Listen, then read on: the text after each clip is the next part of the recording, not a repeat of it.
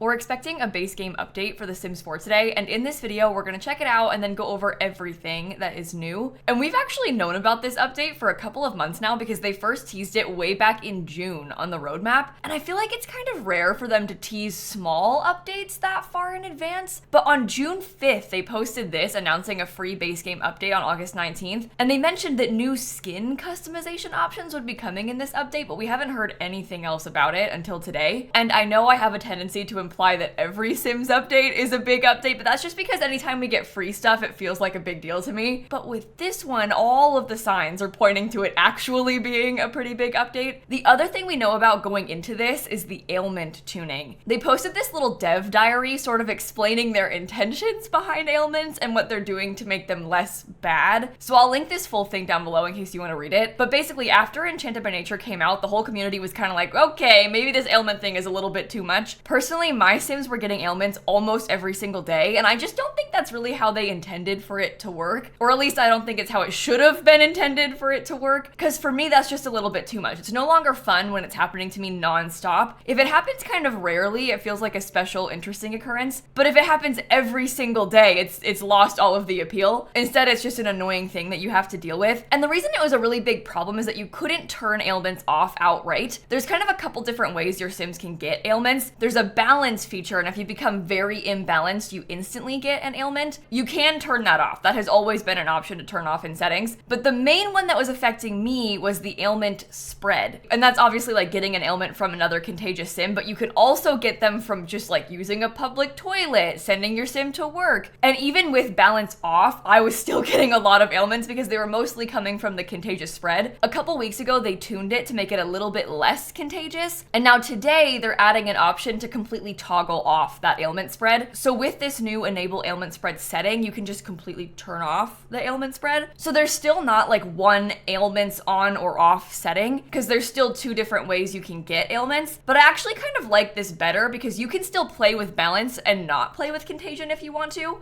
or you can turn off balance and still play with contagion if you want to, or I guess even more so, you can just turn them both off and then have no ailments at all. And you can also alter this in different saves. You can turn it back on, you can turn it back off, you can just change this whenever you want to. I think this is best case scenario, and I actually think that since they had that update a couple weeks ago with the contagion being less bad, I've not really had as many issues with ailments. For me, it was purely an issue with the frequency of them. I don't hate the idea of ailments, I just hate getting them every single day. I'm okay with my Sim getting an ailment once every 3 weeks, because then it feels kind of special and funny that it happened to me and not just like this daily burden for me to take on. They also go on in this article to explain a little bit more about how it works and like how it affects fairies and stuff, but everything still works the same. So if you're in that apothecary career, Sims will still come to you with ailments. If you're a fairy, you can still give people ailments. Like everything else is unaffected. It just affects the ailments being contagious and like your random households getting ailments. But that is everything we know so far about this update. When I make these update videos, they kind of turn into like a journey throughout patch day, and it is currently 9:08 a.m. The update won't actually drop until 1 o'clock this afternoon. So I'm gonna be back in a few hours and we'll talk more about it once it's actually out. Okay, it is 1 p.m. My Sims 4 is officially updating. We're probably not gonna get the patch notes for a little while, so my plan is to just go into game and look around and see if we can see anything. And then probably in like an hour, they'll post the full patch notes and we can go through the whole list of all of the bug fixes and stuff. It is kind of fun getting to go into this without really knowing what to expect, but also it does leave a lot of room for disappointment. Oh.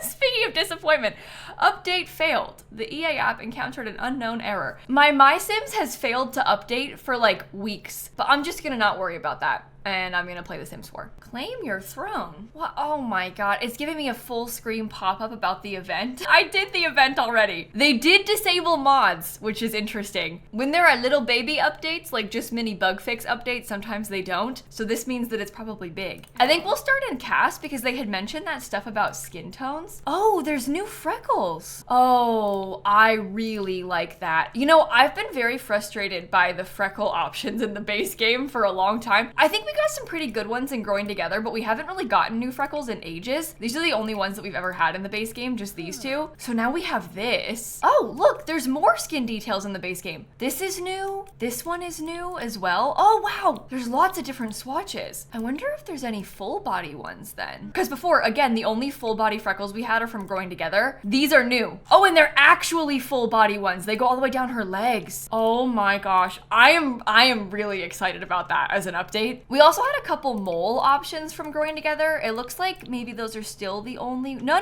we've got more. Wait a minute. Wow. This whole skin detail is new. It's got a few different swatches. So here are all the different variants of it. Look at that. And then this one is also new as well. Am I being silly? I can't tell what this is. Oh, look. Really subtle stretch marks right here. It's possible that that's been in the game already and I just hadn't ever seen it before because you can't really tell what it is from the preview. This is new though. Wow, like full body detailing on their legs. I am extremely impressed by that. I mean, how much more realistic does this look? I mean, let's imagine for a second we use it on an Elder Sim. How much more realistic does that seem? We've never really had realistic looking skin texture before. The Sims kind of look like Barbie dolls across their whole body. So that is a really, really neat update. When they said new skin customization options, at first I thought it would be new skin tones. I guess that was foolish of me because the word customization kind of implies that it would be like skin details and stuff. But I am really pleasantly surprised by this. I wasn't expecting this as the update, but I really, really, really like this. I'm not really expecting anything else in cast, but I'm kind of just like looking through again just in case. You know, I will say one thing. Oh, wait. Oh my gosh, look at the red. Okay, this is also new. We've got like some redness. Well, I just told a lie. There is more stuff in cast. These are all new as well. What I was about to say is that I wasn't really expecting anything else in cast, but this is kind of making me realize that they probably need some sort of better filter in the skin details section. There is a very long list of skin details now, and you can't even filter by pack in here. I feel like it would be very easy to miss this stuff and not even realize that some of it exists if you don't usually scroll all the way to the bottom. I wonder if there could be some sort of way for them to separate it, because they do have separation. There's like a mouth details, eye details. These are mostly because of all the occult stuff, but they could probably filter through these a little bit better. Well, and then the other big thing, and I'm very excited to see this, in the pack settings section. There are a lot of packs with pack settings nowadays, but if you scroll pretty far down into Enchanted by Nature, this enable ailment spread is that new setting. So I can turn this off and all of a sudden ailments will never happen to me again. I think I'm gonna turn them both back on just to test how I feel again now that we've had a couple of updates. And if I still find it really frustrating, I'm probably gonna turn ailment spread off again. I was getting so mad playing my legacy challenge that I had to turn it off completely. I just couldn't deal. But I'm gonna give her another chance and just sort of see how we feel for a little bit longer. Okay, in the middle of me talking, this sim is like cracking her back. It was kind of freaking me out. Maybe I shouldn't have done this part in cast. Well, I think I'll just dress this sim real quick. This is Kaylee Carey, and then we can dig around in build mode a tiny bit as well. I also don't really expect to see anything in build mode, but I guess you never know. Okay, so I just stumbled upon this by accident, but in the menu, there's this pack selection thing. It says pack selection is only available from the main menu. That's new. I guess I can probably access it here. Pack selection. Oh my God. When you look at the list like this, it's really bad. You can see how many packs they have. Oh, wow. Okay, I'm just cutting in real quick because I want to leave this full segment in the video so you can go on the journey with me. But I'm going to speak from experience real quick. Do not touch this pack disabler. I turned off all of my packs to test it, and now to try and put them back on, it's been loading for 20 minutes. And nothing is changing. I don't really know what I'm looking at. It just says game data is still loading, please wait. And that's all it's done. So I'm getting a little bit stressed and a little bit frustrated. I cannot in good conscience recommend you ever touch this, especially if you intend to re-enable them at some point. So whatever lilsimsie is about to say in the next couple of minutes that sounds positive, don't listen to her. She is too optimistic and she has no idea what she's talking about. Anyway, back to the video. Customize your experience by selecting which packs to load. Disabling packs removes their specific content such as hair,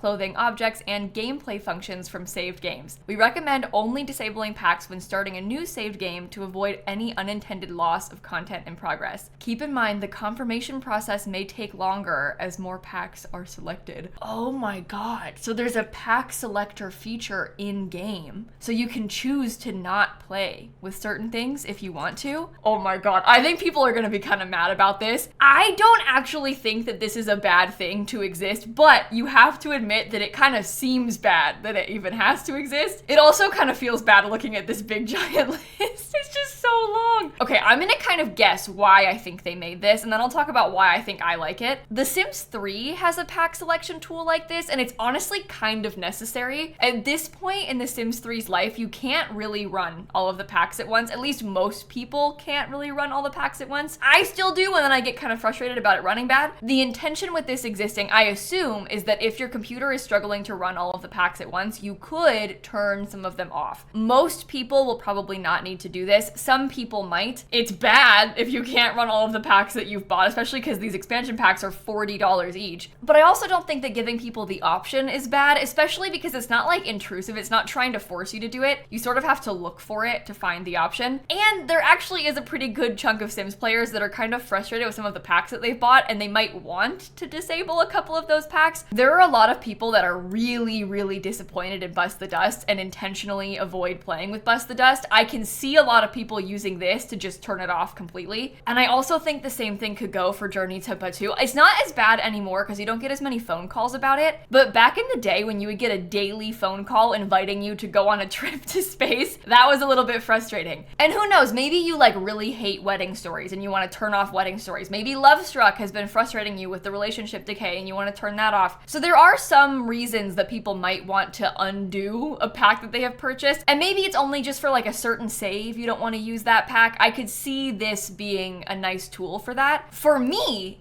as a content creator who plays The Sims, I do this already all the time. Like, all the time. I'm actually gonna show you how you do it normally before this tool existed, because it has always been possible to do this. Now with this, they've just officially incorporated it into the game and made it easier. There's information. Okay, we'll get back to that. I wanna show you this first. So pre this update, if you wanted to disable a pack, you could go into the EA app and then click Manage, and then view properties. Then it opens up this menu where you can type in the advanced launch options. And so say for example, I want to disable Enchanted by Nature, I could type dash, disable packs, and then EP19. If I hit save and then I load my game now, Enchanted by Nature will not be enabled. If I wanted to play with just the base game, I could do that and type the label for every single pack, EP01, EP02, all the way down to SP67. These ones down here are all the kits. So it can be kind of frustrating if you don't know the code for the pack that you're trying to turn off. It's not very user friendly, but I do this all the time because I like to make videos where I'm building with just the base game and like get to work. Or maybe I want to test out a brand new kit and play with just the base game and the new kit. So while most average players probably don't want to disable all the packs that they've paid good money for, and that makes perfect sense, this actually is kind of a useful tool to have, and I'm gonna use it a lot. If you are going to do this, you have to be a little bit careful, and they kind of warn you about that on the main menu. But by disabling packs that you're using in your pre-existing saves, you could mess up a pre-existing save. Sims delivery incoming. What the hell?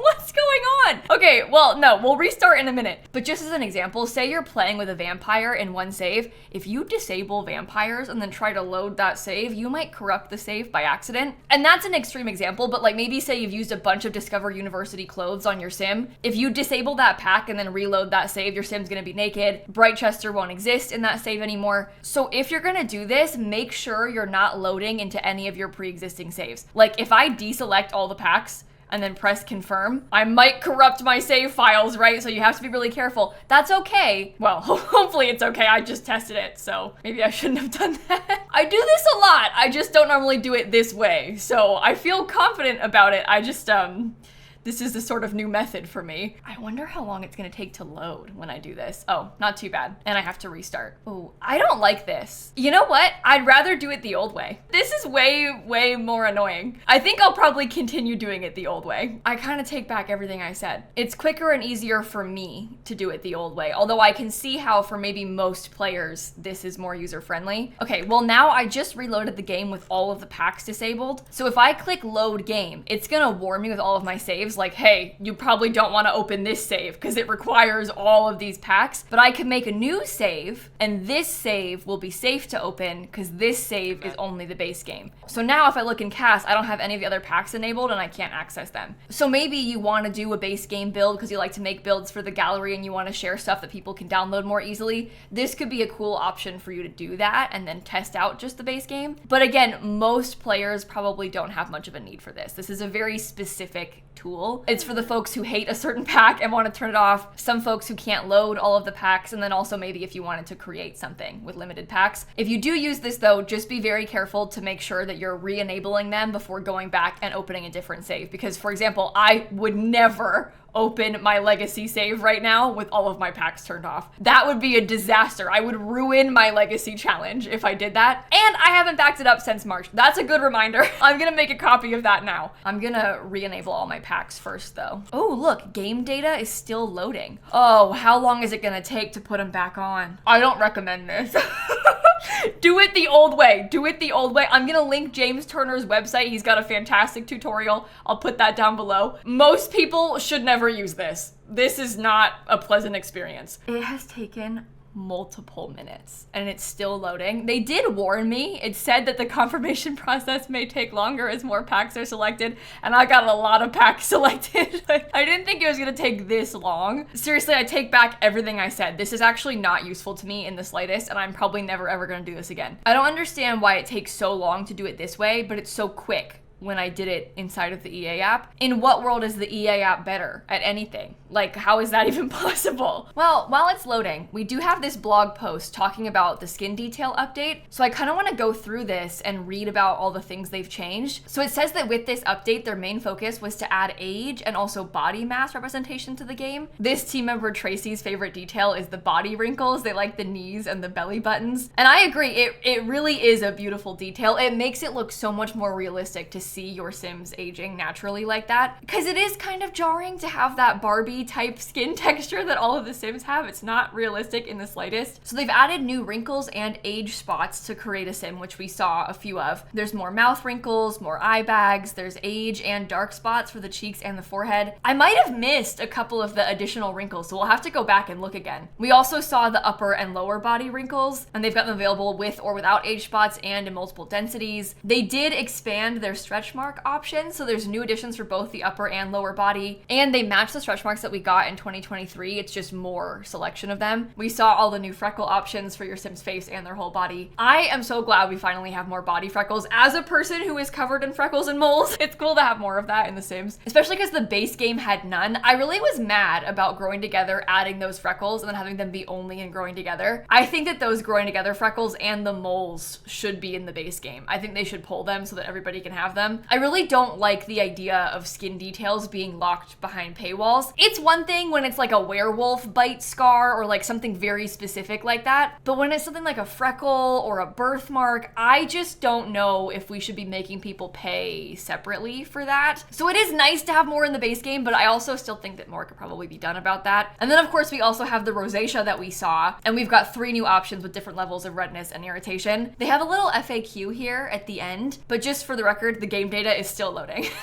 Just in case you were curious. Nothing has changed about the skin details, it's just some new options. So same as before, you can layer them with both tattoos and body hair. You cannot use the wrinkles on teens or children, but interestingly, they did say they plan to add more skin details for kids. So we don't have access to like the body freckles for children, but it seems like maybe they're planning on adding more. Also, teenage Sims do not have access to the wrinkles, which also kind of makes sense. And like I said, I'll link this whole thing down below in case you want to read the full thing for yourself. Oh, they actually have a video about them all. Oh, we should watch this so we can see everything about the new free content. Because just in case I missed any of it, we can look through this whole thing and see all the different freckles. These are the face and body freckles shown in game, not just in casts, which is helpful because I can't get into game right now.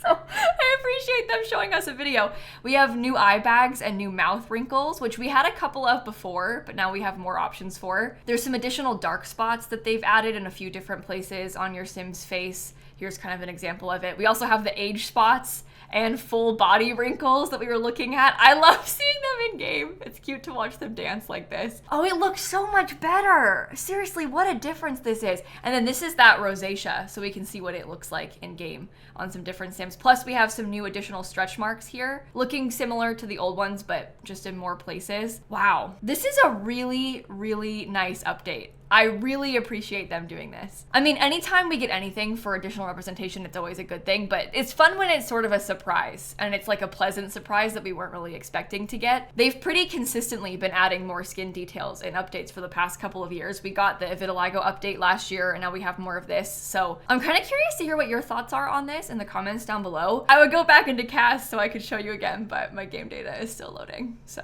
I can't. I kind of want to click this, reload to view all currently loaded packs, but I'm scared to know. Oh, why did I do it? Oh no, I probably just reset it. What have I done? Okay, I don't know. I might have broken my Sims game by doing this. I don't know how to fix it. I'm reloading my game right now. I'm curious to see if this looks any different. No, okay. It even says game data is still loading, please wait. So I can't even install them one at a time if I wanted to. I honestly think that it might be easier and quicker to uninstall and then reinstall the entire Sims 4 just to make this stop. When it says game data is still loading, like there's no visual cue showing me what it's loaded. Is it even loading anything? It still says that when nothing is selected, so I don't know. I don't know what to do. I'm gonna freak out.